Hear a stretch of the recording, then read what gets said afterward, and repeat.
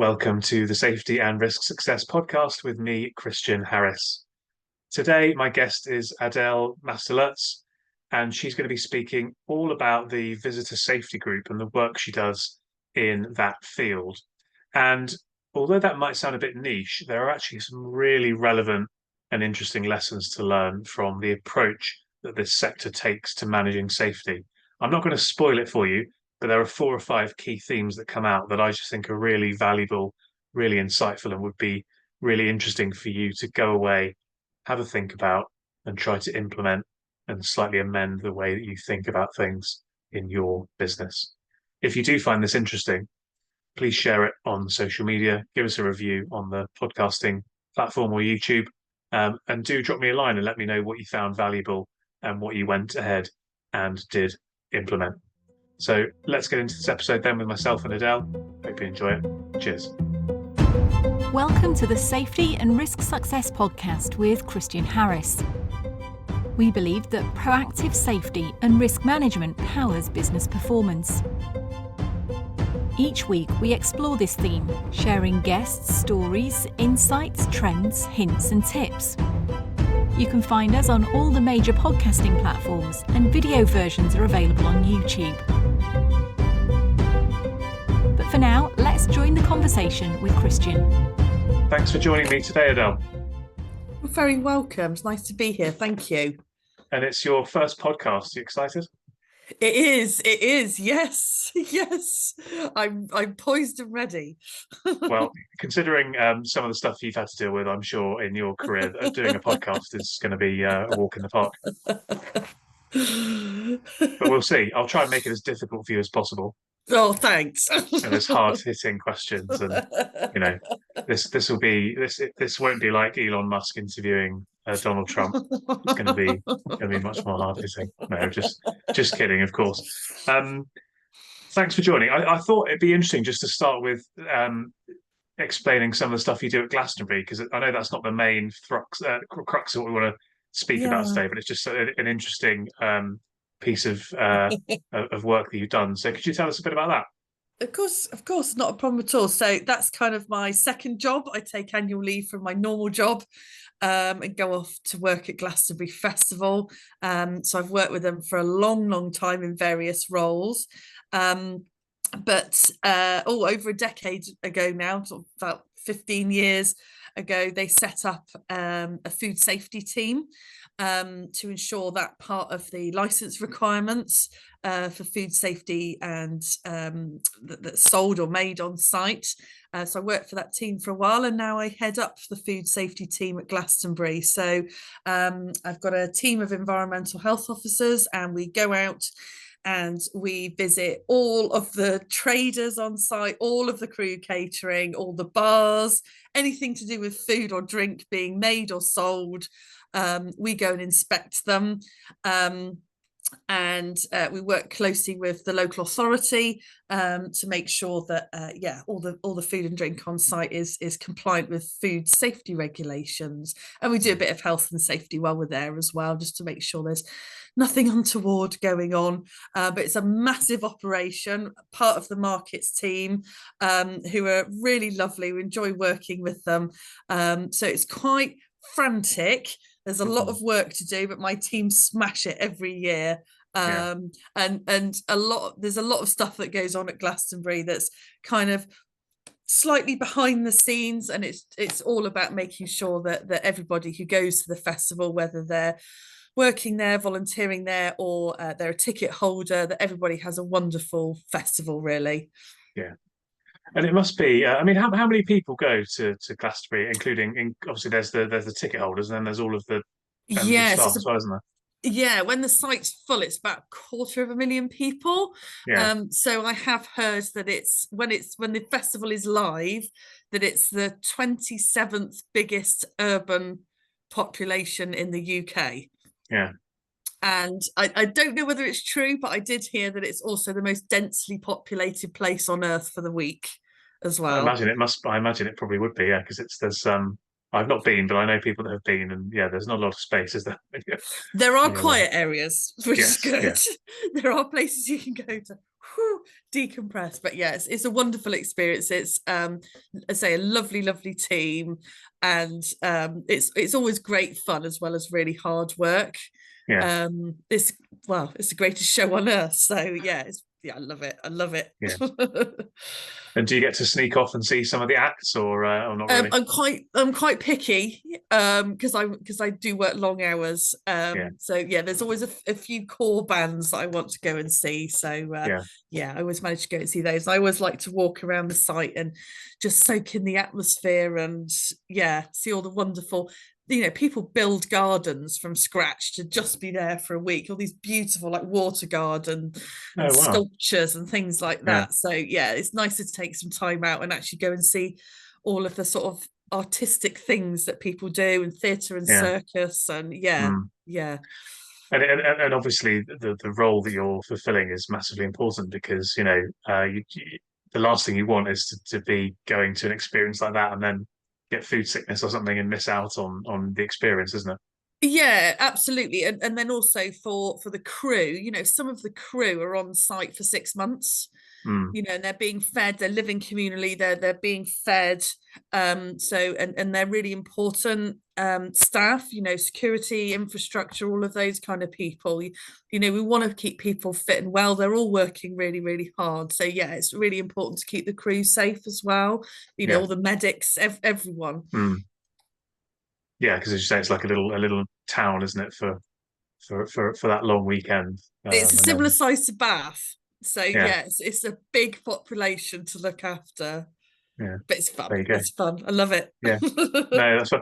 And what's interesting is, and perhaps ironic, you're there for your sort of short period of time in this kind of massively overpopulated, no space to move area, and then in your day job, and what we're going to be speaking more about today, we're out in the countryside and in Yep. nice big open areas, and it's totally different.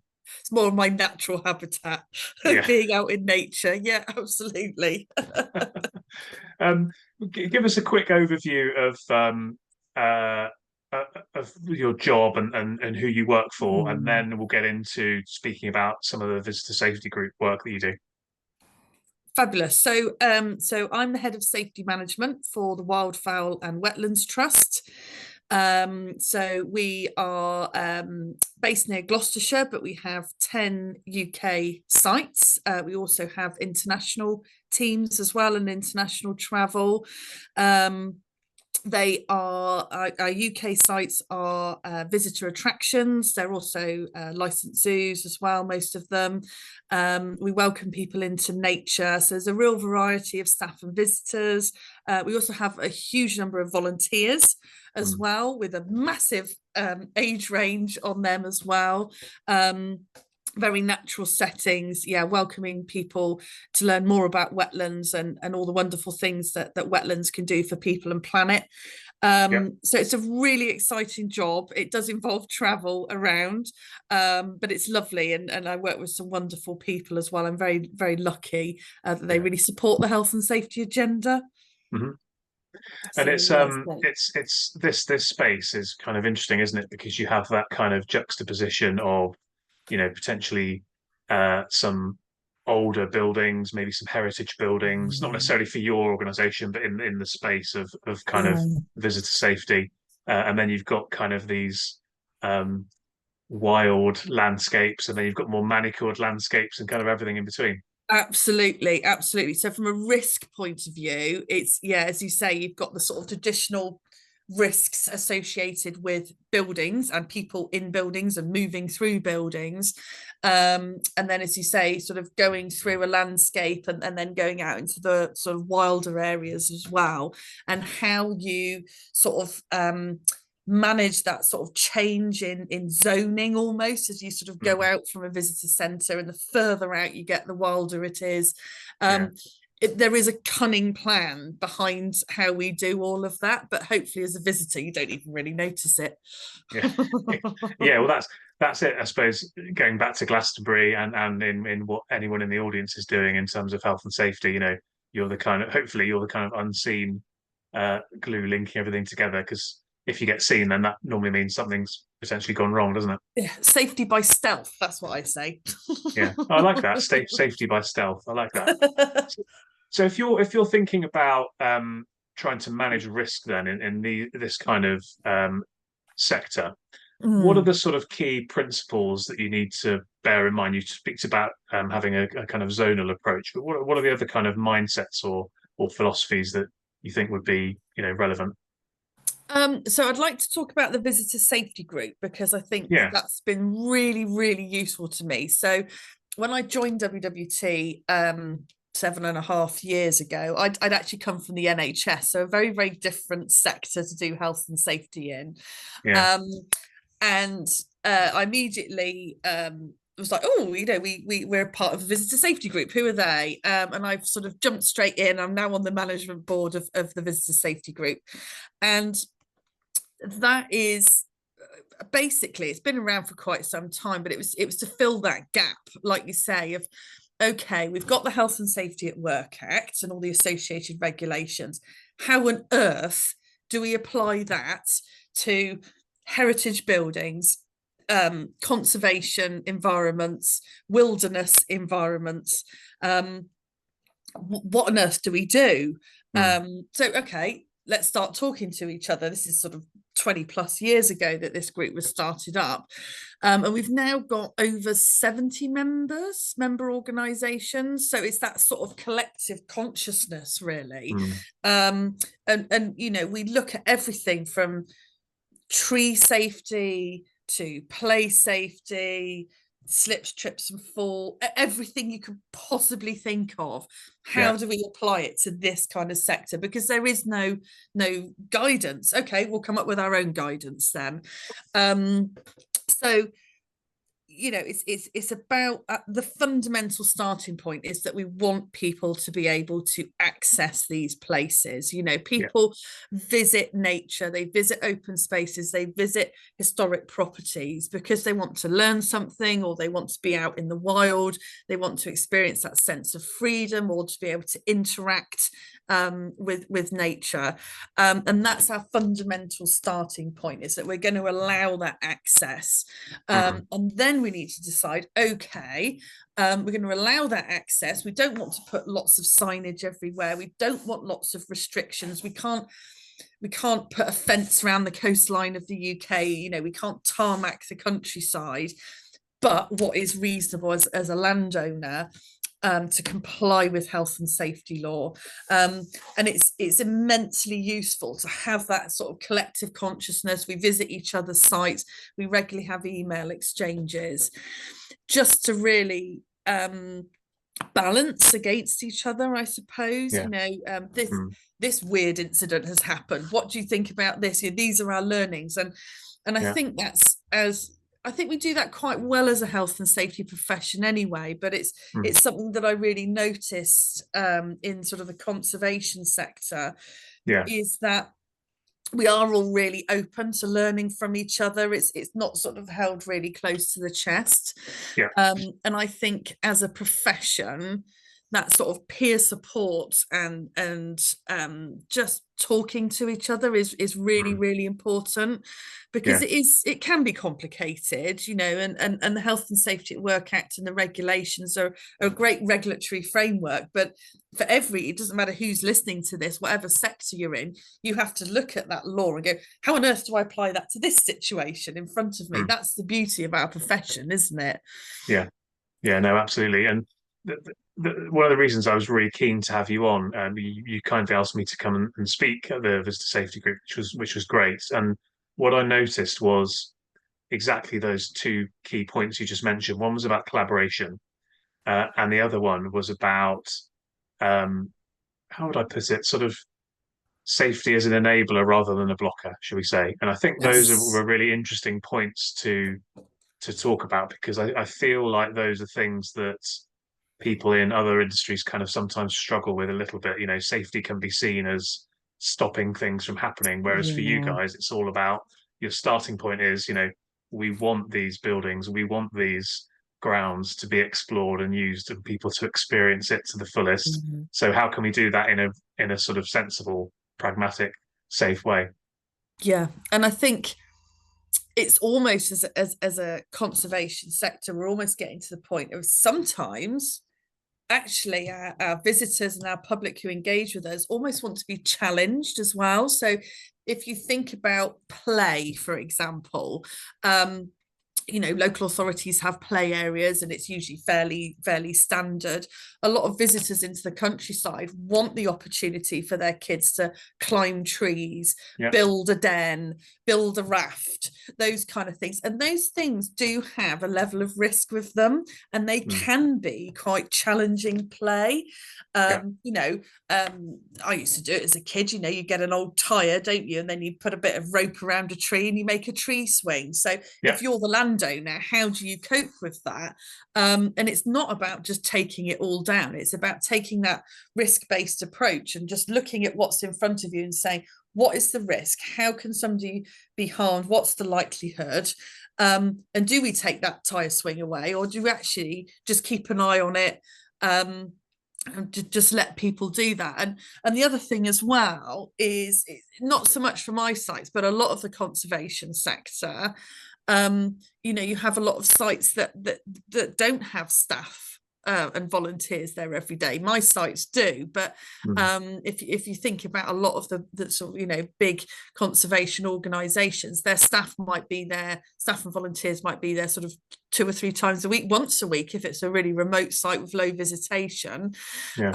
So you don't have that sort of immediate picking up of hazards. You might not even know an incident has happened on the site necessarily, and those kind of things. So that sort of builds in another area of complexity, really, about it all comes down to reasonableness, doesn't it? Which is obviously something we're very used to in the health and safety sector. What's a reasonable management of this risk? What would the average person on the street think is a reasonable way to approach this? And again, it sort of goes back to this sort of collective consciousness and collaboration about what is reasonable. That's ultimately what the visitor safety group is about, is determining that in our different sectors. And it gives you that sort of confidence, I suppose, being able to have that group of peers to discuss these points with and kind of come up with a collective view on that level of reasonable practicality, and actually being able to say, well, look, sometimes, we've all looked at this, we've pored over this idea, and actually we think it's a no for this, or we think it's a yes for that, and that could be contrary to what maybe somebody might think, the person on the street might think, but obviously you've got that added level of expertise. How have you kind of gone about creating the kind of the industry standards or the guidance? What have you kind of done in that space to kind of capture these discussions and the outcomes of them? So we do have publications that members get for free, or you could buy them if you're not a member. So we've got 2 publications. One of them is Managing Visitor Safety in the Countryside, which is most relevant to my settings. And the other one is Managing Visitor Safety in Historic Built Environments. So that would be like your cathedrals, your castles, those kind of things. We also produced some guidance during COVID as well, for landowners. So there is that guidance there. We're very, very fortunate that guidance is actually endorsed by the HSE.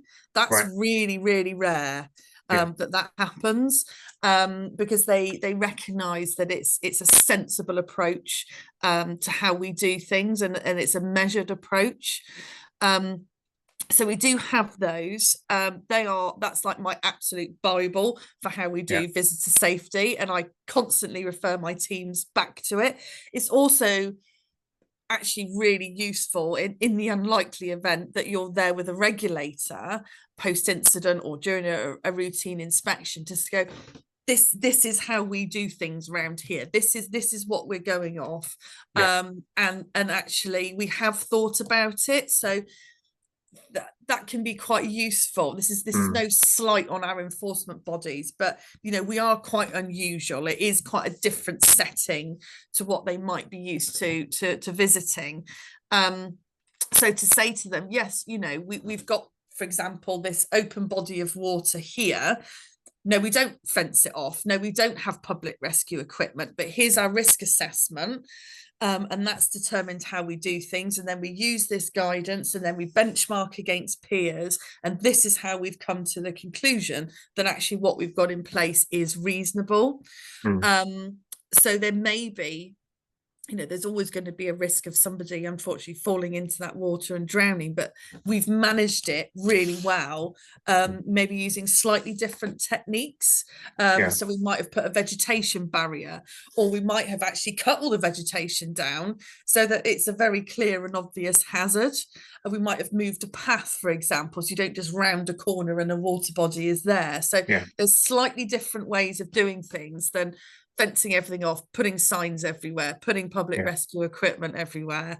But to have that guidance and again, have that sort of collective collaboration behind that is quite useful if you're having to talk to a regulator as well.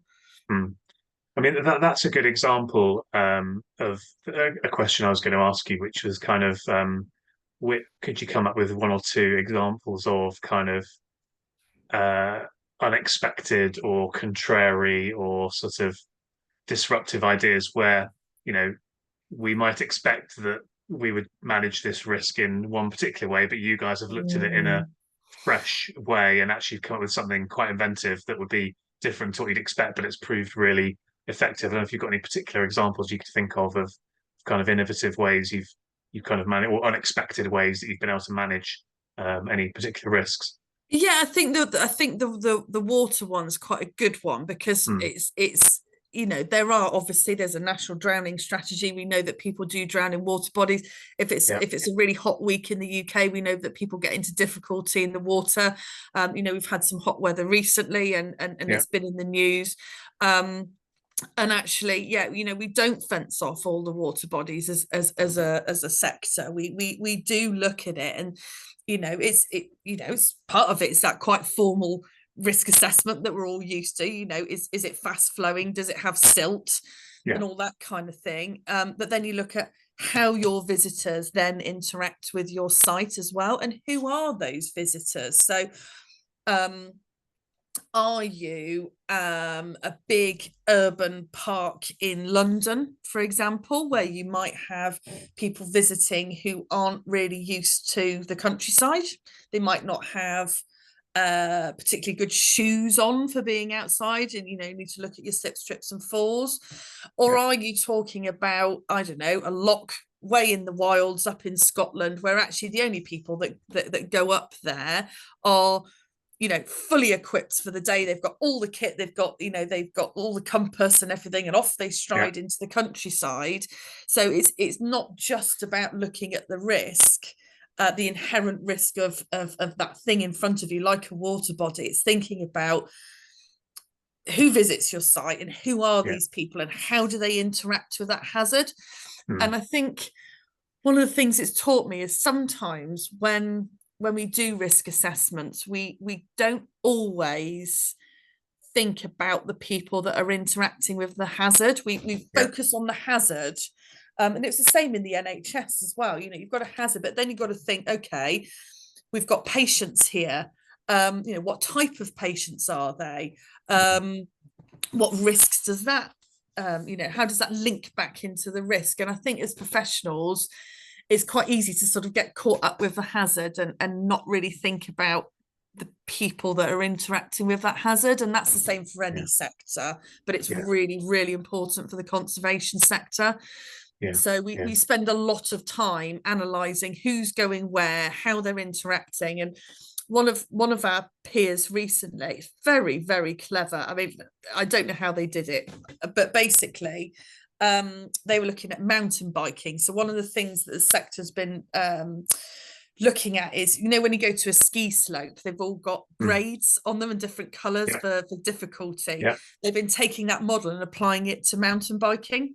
Mountain biking trails. And one of my peers, they actually did some work with Strava, and they were able to extract all. You could see this amazing map of people using their Stravas, mountain biking around their site, and they could see where people were going, what times of day people were going, and they could also pick up if people were going off the main tracks and going off piste, as it were, and doing their own thing. And then they can then make a decision as to where to put their resources and whether actually, oh, there's quite a few people, they seem to be building some kind of track over there. Do we stop that, or do we actually facilitate that and work with them, with the mountain bikers, to actually put a proper track in there? So that's not an area that I've really looked at, that kind of sort of technology and really trying to work out where people go and how they interact with your site. But I think that is really, really clever to see that kind of information. And it's stuff that people are gathering anyway, because they're doing it on their Strava, to be able to extract that and actually go, how do we then use that to improve our safety on site and to focus our limited resources? I think that's really clever, and I think you could apply that to quite a lot of businesses. Yeah, I'd agree, and I think you really hit on a great point here, which is about kind of risk assessment and avoiding that kind of overgeneralization and just going that level deeper and really understanding of what's going on. Because as you were speaking about that, and I love the technology bit of the mountain biking, but I was thinking, think of your old world of the NHS and think of where you work now, and think of something like trips. People trip over a low level obstruction, and if you're in a hospital or you're in sort of an attraction that might attract an older demographic of people, as you get older, you lift your foot slightly less far off the floor as you walk, and therefore you're more likely to trip. Whereas if you were in a I don't know, a nightclub, let's say, where it's typically going to be younger people, probably you've got slightly less risk of somebody tripping. Although I suppose when it's dark and you're intoxicated, that changes things. So a nightclub isn't the best example, but you get kind of what I'm saying. So I do think that, looking at the usage, demographics, leveraging technology to do that in some way is a really, really powerful thing to do. And I think it also goes back to the point that I was saying that, our starting point is we want to make our sites available. So it doesn't matter if you're coming in with a baby or a toddler, or you're coming in as a group, or you're an older person that wants to interact with the countryside or historic properties. Actually, everybody's welcome and everybody gets the benefit from being in outside spaces. We all know, particularly after COVID, how important it is to go out into nature and those kind of things. And that actually we need to facilitate that for everyone. And that will include people with physical difficulties moving around, whether they don't lift their feet up, whether they're in a wheelchair, whether they have sight difficulties and can't see a hazard, those kind of things. It's really important to really think about welcoming everybody to your sites. And that's very similar to a hospital environment, as I say. It's everybody from society is welcome and can be there, has every right to be there. But it does mean that you have to think of quite a breadth when you're doing your risk assessment. And that goes back to what I was saying about zoning. So if you come to one of my sites, you'll see that you've got the visitor centre, you go through admissions, you've got the visitor centre, and generally things like our play areas and our ice cream vans and our toilets are all quite close to the visitor centre, and then it sort of slowly gets wilder and wilder until you go right out, and then you have things like summer walkways or sort of seasonal hides, bird hides and those kind of things. And it's that slow transition, but behind all of that is the risk assessments around that. And even something like a gritting plan, there is no way that we can grit every single path on all of our sites. There is also an environmental risk to that, so we have to juggle all of that and say, actually, we are just going to grit these areas so we can get people into the visitor centre safely and the immediate areas outright. But actually, beyond this point, you're out into the wilds then. But it's allowing people and informing people so they can make a decision okay, I've not come in very good footwear today, or I've got my elderly relative with me who's a bit unsteady on their feet. We're not going to go into the ungritted Yeah. areas. Yeah. So giving that So bit of personal responsibility as well. absolutely. So that's another thing with the visitor safety group. We talk about there is a visitor responsibility to look after yourself. But for example, if you're a parent or carer and you come in with somebody else, like a child, you are responsible for looking after them. Yeah. Because they don't perceive hazard and risk in the same way that we would do as adults. So that's quite a core thing, really. And we were having a conversation fairly recently. If, for example, you decide to go for a walk in an open access woodland in a named storm, there is going to be a risk of a branch falling on you, and it could cause very, very serious injury or a fatality. But actually, you're an adult, it's all over the news and alerts and all the rest of it that there's a storm coming. If you make the conscious decision to go and walk in an open access woodland or stand on the edge of a cliff and watch the waves and something happens, there is an element of responsibility, and actually that's quite refreshing. Yeah. Because I think, we do worry about a litigious society, and we obviously want to protect people, but actually we all always need to facilitate people living their lives and doing what they want to do as well. And it's that balance as a professional, isn't it? Yeah, and it's controlling the controllable, and accepting that you can't control everything, can you? And particularly in your sector, it would be ridiculous to concrete pathways and do things like that, because then you're spoiling the natural habitat and actually the whole purpose of being there. So therefore, realistically, that's not within your control, and therefore, think about what you can control. And again, the further you go away from that visitor centre, the fewer things there are to control. But equally, that's where that kind of personal responsibility comes into things more and more, versus if you're going to a retail store where actually they can control everything to the nth degree, and therefore the sort of burden of responsibility probably falls more on the occupier of the building rather than the visitor. Yeah, absolutely. And I think certainly, for our sector, people don't want a lot of restrictions. They want to come out into nature, or they want to go and visit that castle or whatever it is, and get that experience without being bombarded with rules. Yeah. Nobody likes rules, do they? No, and I think COVID was quite an interesting one, actually, because we had a lot of people accessing particularly the countryside who maybe traditionally didn't interact with it so much. So again, as a sector, we really had to look at, we've got a slight change in our visitor type here. We've got people who maybe haven't been to the site before, or they don't know what shoes to wear, or they're quite ill-equipped, or they're expecting a toilet to be on site and there isn't. And that was really challenging for some people, but actually it's also a really exciting opportunity to engage with new people. But it's what information do they need and where do they need it? Do you put it on your website? Do you put it in your car park saying, this is what you can expect, but off you go? It's up to you now.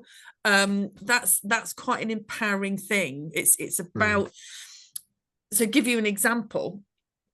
I don't like to see signs that say no wheelchairs beyond this point. I think that's really damaging, and I think people have a huge variety of wheelchairs. You can get trampers and stuff that will go up Snowdon, and it's about saying beyond this point there is mud or an incline or uneven ground or whatever it is, and then the person can make their own risk-based decision. And I think that is very powerful, and it's very empowering for visitors as well. And we do that multiple times a day. Every time you drive a car, you're doing that every second. Every time you cross the road, you're doing that, aren't you? You're doing it in all different facets of your life. But sometimes it feels like there are settings and scenarios where people try to kind of absolve themselves of that slightly.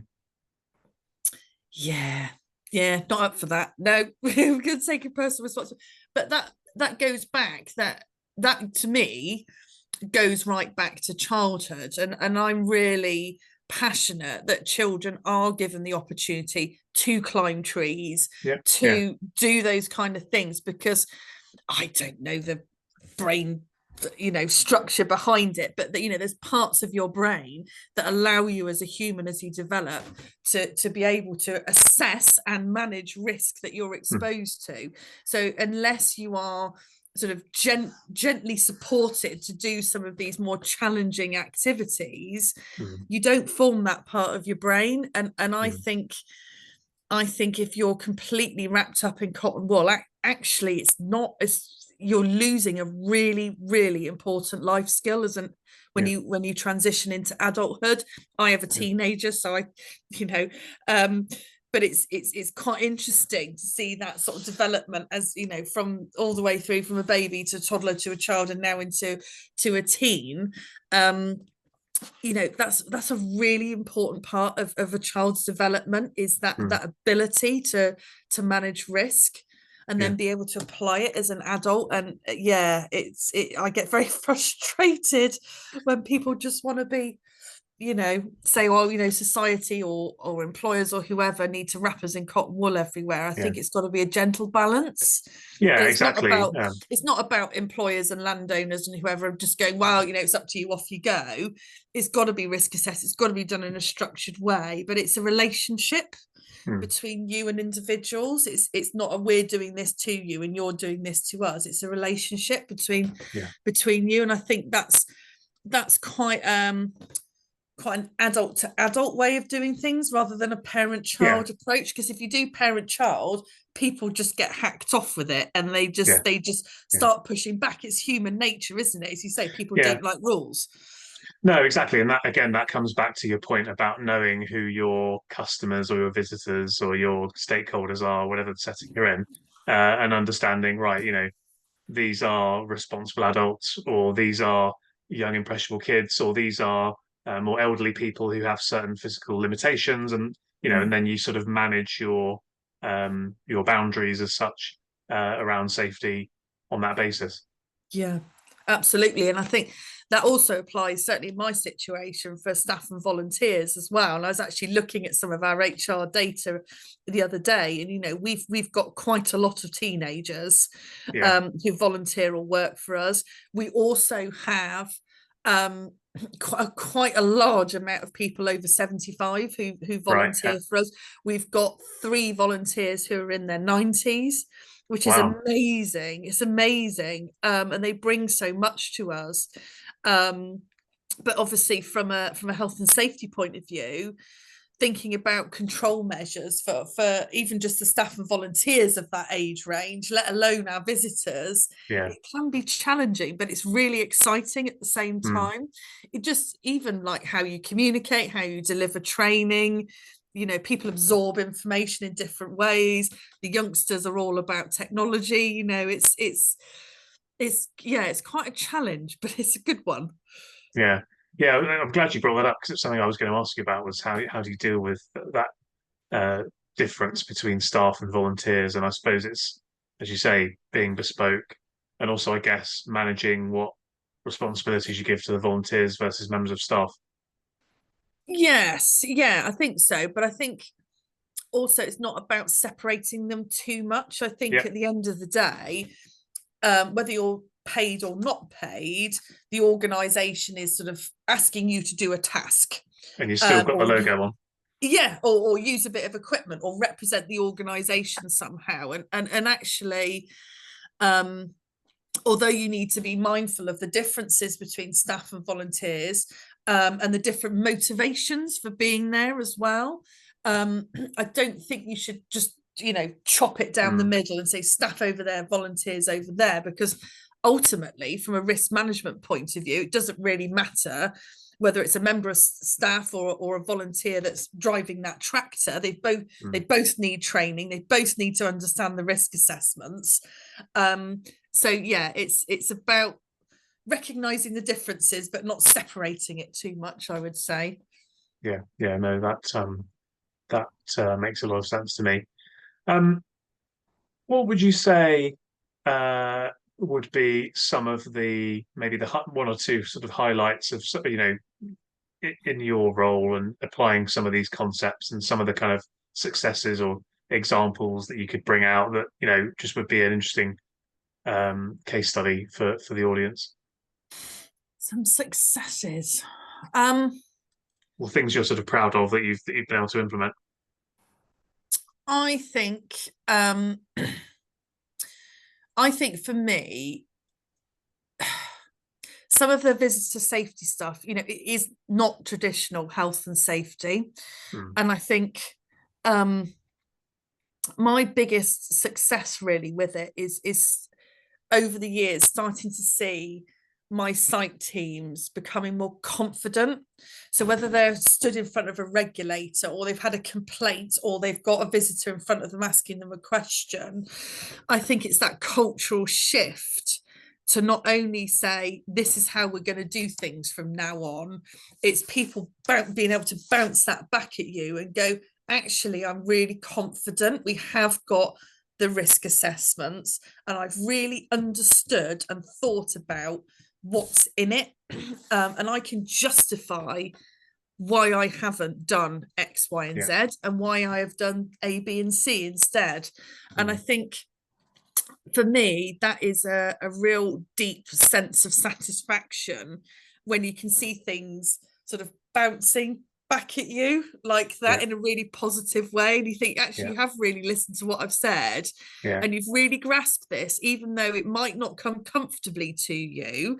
And standing in front of a regulator and going, no, we haven't done it like that, we've done it like this, that takes some confidence. I mean, I can do it because I've been in the industry long enough and I'm belligerent enough to be able to have that conversation. But if you're a junior member of staff, and a regulator suddenly appears, to be able to sort of, I wouldn't say gently push back, but have the confidence to say, no, I stand by, I'm working within the framework of the organisation, and I'm confident in how we've done our risk assessment and why we haven't done it like this, we've done it a different way.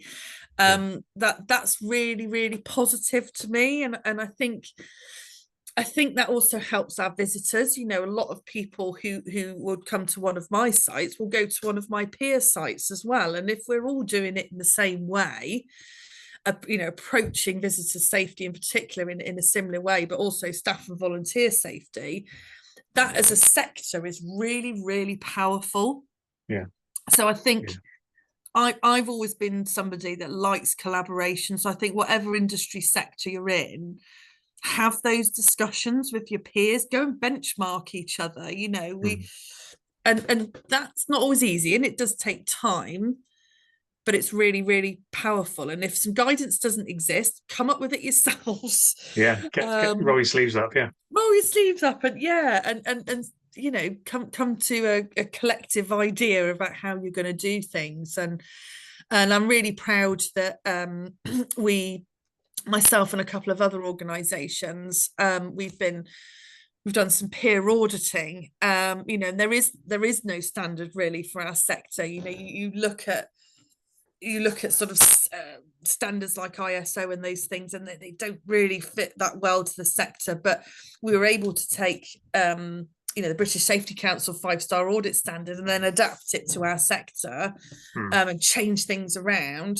And then we've come up with a peer audit system that we've just, free of charge to the rest of the sector. Anyone can use it, but it just means that we've accomplished something together as a sector, and that's really nice for me. That's just great. Come up with it yourself. That's great, Adele, and I've really enjoyed this conversation. I think the audience, whoever is joining us, can learn and be inspired by what you've done and what the sector's done, and the kind of the philosophy and the approach. And I'm really glad we got to talk about it, because I think it's really, although what you do is quite unique, actually the way that you're doing it, I think, is really impactful, and so I'm glad that we've been able to share that with people. If somebody wanted to learn a bit more or get in touch with you, Mhm. how could they do that? And was there anything else you wanted to plug or share Oh, bless you. or anything like that? I am on LinkedIn. I'm not very good at it, but I am on LinkedIn. If anyone wants to reach out, you're more than welcome. Certainly, I'd recommend to people to have a look at the visitor safety group. So just Google it. It's on there. There's quite a lot of information and case studies. There's a members only bit, but there's still quite a lot of information that you can look at on there. So I definitely plug that and the guidance that they have on there. And if you are in the conservation sector and you're like, oh, didn't know about all these groups and things, just get in contact with me and I'll I'm quite good at networking, so yeah, we'll welcome you into the fold. Welcome you with open arms. Perfect. Yeah. All right. Yeah. Thanks very much, Adele. Really enjoyed it. Appreciate your time. And Thank you. yeah, no, it's been great. It's good to chat. Thank you. Yes, always good. And how was your first podcast? Was it all right? Yeah, it was good. Thank you. You'll sign up Very for some more chilled now. out. Very chilled out. That's the idea. That's the idea. Good stuff. Well, yeah, thanks, Adele. And thank you for joining Adele and I on this episode. And we'll look forward to seeing you on next week's episode if you want to join us for that. Cheers. Thank you. Thanks for joining us on the Safety and Risk Success podcast. If you've enjoyed this episode, please hit follow and do share on social media. Does anyone you know spring to mind as a great guest, even yourself? If so, please contact us on podcast@slipsafety.co.uk. See you next week for another episode.